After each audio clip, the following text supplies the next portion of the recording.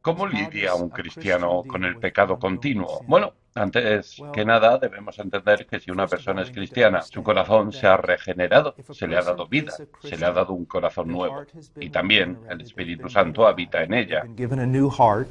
And also the Holy Spirit dwells within them. Así que un cristiano va a experimentar cambios, transformaciones, va a crecer en conformidad con Cristo. Sin embargo, al mismo tiempo nunca estaremos libres del pecado en este lado del We cielo. will never be free from sin on this side of heaven. Quiero que veamos 1 Juan 1 y Juan dice en el versículo 8, si decimos que no tenemos pecado, nos engañamos a nosotros mismos y la verdad no está en nosotros. Una de las cosas que es tan evidente acerca de alguien que es cristiano no es que no tenga pecado, sino que reconoce el pecado en su vida.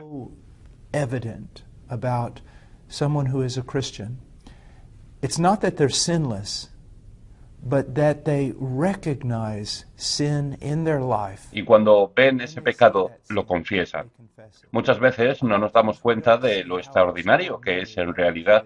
Vivimos en un mundo que peca constantemente contra Dios. Sin embargo, muy pocas personas reconocen su pecado, asumen la responsabilidad por su pecado, confiesan su pecado, lloran por su pecado. Entonces, cuando ves una persona que ha profesado su fe en Cristo haciendo este tipo de cosas, es evidente que realmente lo ha conocido.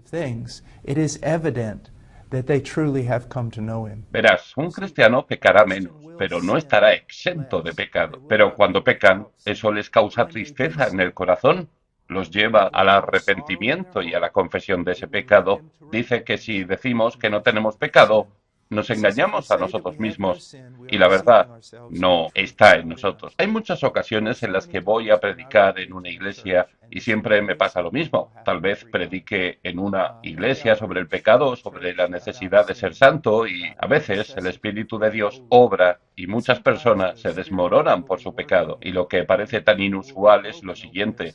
Las personas que suelen ser las más piadosas, sinceras y devotas de la iglesia son las que están más dolidas por su pecado. Sincere and devoted in the church are the ones most broken over their sin. Mientras que aquellos que muestran pocas señales o evidencias de haber nacido de nuevo permanecen allí sentados como si no hubieran pecado alguno. Y lo que estamos viendo es la obra del Espíritu de Dios en el pueblo de Dios y la falta de esa acción en las personas que profesan fe en Cristo, pero que realmente no lo conocen. Ahora, dice esto en el versículo 9, si confesamos nuestros pecados, Él es fiel y justo para perdonarnos nuestros pecados y limpiarnos de toda maldad. Cuando el creyente peca, debe confesar ese pecado, alejarse de él y pedir perdón. Ahora, ¿qué es la confesión? Confesión literalmente en griego es una palabra homologeo y literalmente significa decir lo mismo. Así que si soy cristiano y estudio la palabra de Dios y un día leo la Biblia, el Señor me convence de pecado. O digamos que un hermano en Cristo que me ama profundamente ve que no estoy caminando como debiera y me habla de mi pecado y sé que es de Dios. Está usando las escrituras. Es verdad, de verdad he pecado. Cuando Dios me dice a través de la palabra de Dios o por la instrucción de otro creyente o de alguna otra manera, cuando Dios me dice que he pecado, cuando me habla, has pecado, Pablo, estabas impaciente. La confesión no es solo decir lo siento, la confesión es decir lo mismo. Cuando Dios dice, Pablo, has estado impaciente, la confesión es cuando digo, Señor, estoy de acuerdo contigo con respecto a mi pecado. Dices que he estado impaciente. Tienes razón, he estado impaciente. Eso es confesar y luego pedir perdón. Perdóname por mi impaciencia. Confession is to speak the same thing. When God says, Paul, you've been impatient. Confession is when I say, Lord, I agree with you with regard to my sin. You say I've been impatient, you are right. I have been impatient. That's confession.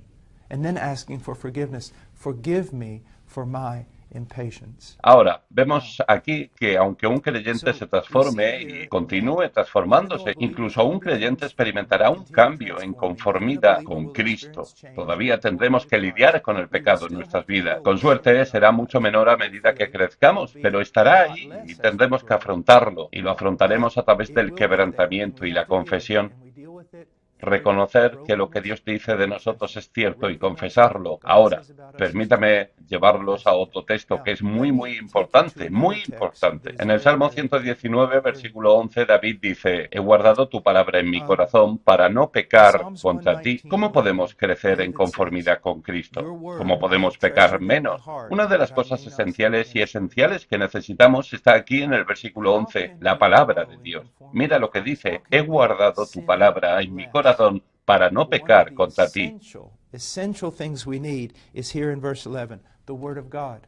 Look what he says, your word I have treasured in my heart that I may not sin against you. Ahora, si estás escuchando esto, permíteme hacerte una pregunta. ¿Cuánto tiempo dedicas a la palabra de Dios? ¿Cuánto tiempo dedicas a leer la palabra de Dios, a estudiarla, a memorizarla, a meditarla? La mayoría de las personas cuando escuchan esta pregunta inclinan la cabeza y reconocen no es suficiente. Algunos incluso casi no lo hacen.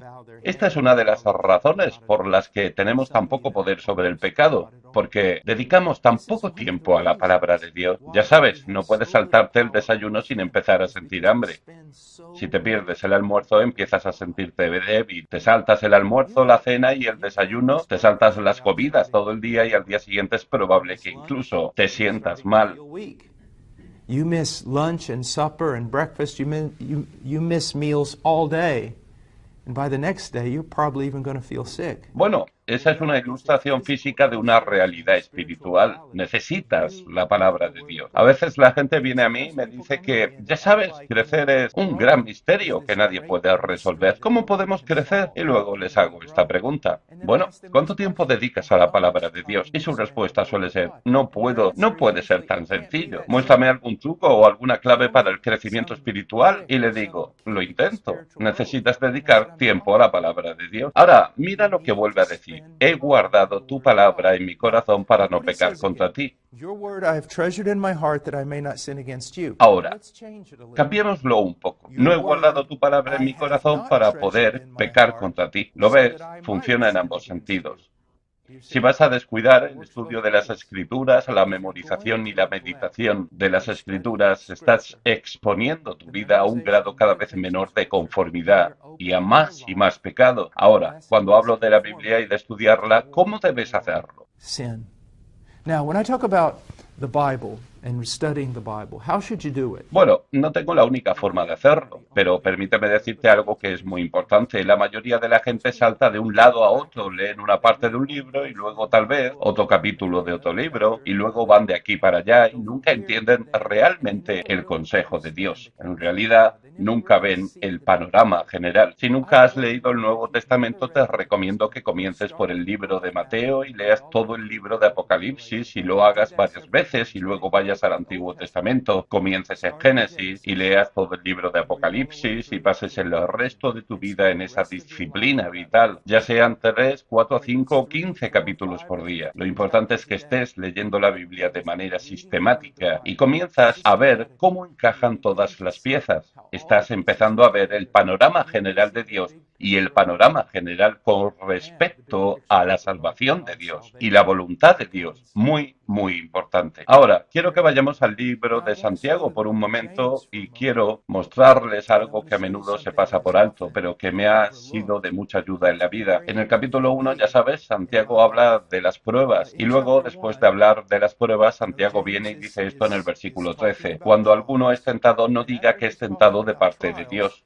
porque Dios no puede ser tentado por el mal, ni Él tienta a nadie. Cuando me siento tentado a hacer algo, primero debo darme cuenta de que esto no proviene de Dios y no está de acuerdo con la voluntad de Dios. Y esto no se ajusta al carácter de Dios. Necesito ver el pecado como lo que realmente es, algo que se opone a todo lo que Dios es y a todo lo que Él desea. Esto no es solo un pequeño error, es hostilidad, es enemistad, es luchar contra Dios y los propósitos de Dios en mi vida. Por eso necesito reconocer el pecado por lo que es, no viene de Dios. Y cuando vivo en este mundo y tal vez una persona me pide que haga algo, existe la posibilidad de hacer algo aquí y lo considero a la luz de las Escrituras y me doy cuenta de que no es algo que Dios quiere que haga, tengo que reconocer que esto no viene de Dios. Soy un hijo de Dios y no debería tener nada que ver con eso. No hay nada, no tenemos comunión, ni tregua, ni unidad con las tinieblas, con el pecado, con el diablo. There's a possibility to do something over here and I consider it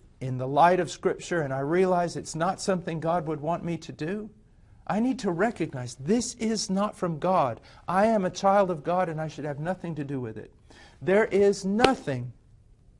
We have no fellowship, no truce, no unity with darkness, with sin, with the devil. Así pues, reconozcamos que cuando llega la tentación no viene de Dios y hay que rechazarla. Ahora, en el versículo 14 dice, sino que cada uno es tentado cuando su propia concupiscencia es atraído y seducido. Cuando de su propia concupiscencia es atraído y seducido. Ahora, cuando venga una tentación y entra en tu mente, haz esto o mira aquí. Eso no es pecado. Eso es una tentación. Eso no es pecado. Se convierte en pecado cuando te rindes a Él, cuando te entregas a Él, cuando te dedicas a ello. Cuando te entregas para hacer precisamente eso es cuando se convierte en pecado. Pero cuando entra por primera vez en tu mente, mira eso. No, eso no es tentación. Pero esto es lo que tienes que entender. No puedes jugar con la tentación, no puedes jugar con el pecado. Te agarrará y te agarrará rápidamente. Si estás trabajando en el campo en la India o Pakistán y hay una cobra grande y tienes un machete en la mano y de repente esa cobra se levanta, no puedes sentarte ahí y hablar con ella. No puedes razonar con ella. Va a atacar en cuestión de 1 o 2 segundos. Tienes que cortarle la cabeza o tienes que huir. Tienes que salir de ahí. No puedes jugar con eso. ¿Cuántos niños conocemos, al menos que hayan estado cerca de mí durante toda mi vida, que se hayan sentado y jugado con serpientes venenosas pasándolo bien y de repente se acercan demasiado, se vuelven demasiado descuidados? ¿Y qué pasa? La serpiente ataca. Cuando veas la tentación, cuando aparezca, no juegues con ella, no medites en ella, no pienses en ella, mátala, aléjate de ella, huye de ella. They get too close, they get too careless, and what happens? The snake strikes. When you see the temptation, when it appears, don't play with it. Don't meditate on it. Don't think about it. Kill it. Get away from it. Flee from it. Se nos dice que huyamos de ciertos pecados. ¿Lo ves? ¿Recuerdas cuando Caín estaba enfadado? Estaba muy, muy enfadado y Dios le dijo, el pecado está esperando a la puerta y desea tenerte. Tienes que darte cuenta de algo. El pecado es como un animal salvaje y cuando se acerca te quiere devorarte, quiere destruirte. La Biblia dice que el diablo es como un león rugiente que busca a quien devorar. Así que no juegues con esto, córtalo inmediatamente. So don't play with this. Cut it off immediately. Y aquí otra cosa que es muy importante acerca del pecado. No vayas a lugares donde pecar sea fácil. ¿Sabes? A veces he tenido que lidiar con hombres que se han convertido para dejar el alcoholismo y me dicen, ¿cuáles son algunas de las cosas que debo hacer? Les dije, no regreses a los lugares que solías frecuentar. No corras con los mismos chicos y no te acerques a esas tabernas y lugares donde solías beber. Físicamente, aléjate de ello. Esto es muy importante. En Internet y en otras cosas, nunca te pongas en una posición en la que puedas estar solo ante la tentación. Construye guardias a tu alrededor para protegerte. Tienes que darte cuenta de lo débil que eres y de lo fuerte que es el diablo y de lo fuerte que puede ser el pecado y su lujuria. Ahora, en el versículo 15 dice, entonces la concupiscencia, después que ha concebido, da a luz el pecado. Y el pecado, siendo consumado, da a luz la muerte. Otra cosa que debes tener en cuenta sobre el pecado, es mortal. Y tú dices, bueno, soy cristiano. Ok, eres cristiano. Sigue siendo mortal. Well, I'm a Christian. Okay, you're a Christian. It's still deadly. ¿Cuántos hogares cristianos he visto destruidos por el pecado? ¿Cuántos ministerios cristianos ya no existen a causa del pecado? ¿Cuántos hombres han sido usados poderosamente por Dios para hacer grandes cosas y luego caen en el pecado y eso deshace todo lo que antes era bueno? El pecado es mortal, es monstruoso, tienes que temerlo, tienes que huir de ello. Ahora, versículo 16, esta es la parte importante al tratar con la tentación. Amados hermanos míos, no erréis. Toda buena dádiva y todo don perfecto desciende de lo alto, del Padre, de las luces, en el cual no hay mudanza ni sombra de variación. Ahora, ¿qué más debes reconocer? Cuando llegue la tentación, no te dejes engañar acerca de la bondad de Dios. Verás, en el jardín shifting Esa es una de las primeras cosas que hizo el diablo. Cuando el diablo tentaba a Eva, trató de hacerle creer que Dios no era bueno, que Dios le había prohibido comer de todos los árboles del jardín. Eso no era cierto. Así que básicamente el diablo siempre hará que pienses, bueno, Dios no te va a ayudar en esto, Dios no va a satisfacer esta necesidad, así que tienes que sucumbir a esta tentación. Te ofrezco algo porque Dios no te ofrecerá nada.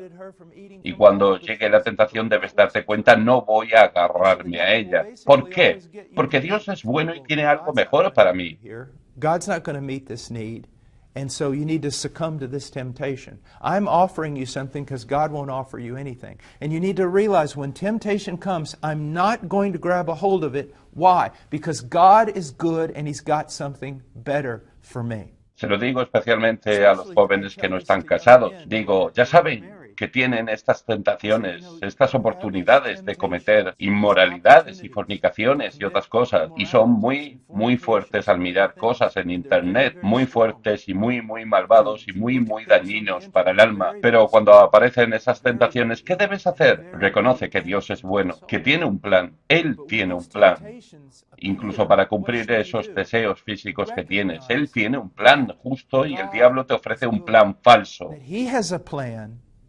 He has a plan even to fulfill those physical desires you have. He has a righteous plan, and the devil is offering you a counterfeit plan. Y cuando veas ese plan falso debes rechazarlo porque no es lo mejor para tu vida, no es algo bueno para tu vida. Tienes que esperar porque Dios ha prometido darte el bien. Ahí es donde encuentro que parte de mi mayor fortaleza contra el pecado es reconocer la bondad y la bondad de Dios en el sentido de que sea cual sea la tentación que venga, es una falsificación de la bondad de Dios. Es como una manzana hermosa quizás por fuera, pero está llena de veneno por dentro. Pero todo lo que Dios da es bueno por fuera y por dentro. Es bueno de principio a fin.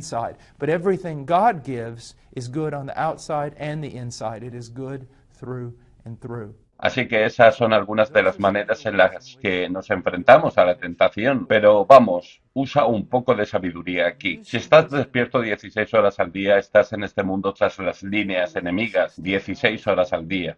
¿Ves eso? Escuchas el mundo, estás siendo influenciado por el mundo. Si no dedicas tiempo a la palabra de Dios, mucho tiempo, si no dedicas tiempo a la oración, si no pasas tiempo en el buen compañerismo de una iglesia sana, con otros creyentes, no podrás triunfar y no salgas a buscar a algún evangelista televisivo que toque tu vida y te dé poder. No busques algún truco tonto que no te ayude con el pecado. ¿Qué necesitas? Tienes que estudiar la palabra de Dios. Debes orar para obtener fuerzas, debes estar en una iglesia local muy fuerte, dirigida por ancianos que se preocupen por tu alma y por ancianos que prediquen la exposición de la palabra de Dios. Eso es lo que necesitas. For strength, you need to be in the fellowship of a very strong local church under elders that care about your soul and under elders that are preaching the exposition of God's Word. Está bien. That's what you Bueno, need. Dios te bendiga. All right, well, God bless you.